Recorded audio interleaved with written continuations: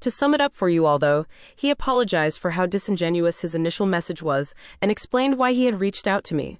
Essentially, he wanted to discuss that final week before our wedding and the events that led up to him dipping out. Now I will refrain from entirely delving into my ex's and I's past, but my ex-fiancé was diagnosed with PTSD with avoidant attributions from past experiences.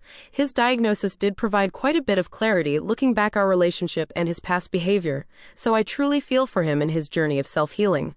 However, despite his struggles, I still told him that couldn't forgive him for his callous act of leaving me in a perpetual state of limbo for 3 months, unsure of why he had abandoned me. He said he understood.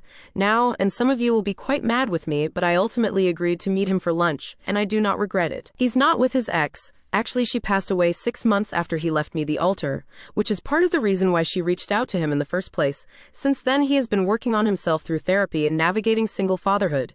Yes, the child is his. The lunch wasn't too long, but it was all around cathartic on both sides.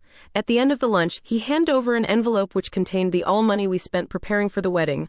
Honestly, I was dumbfounded. It wasn't a gesture I was expecting on his behalf, and I think he was taken aback when I returned the ring he gave me.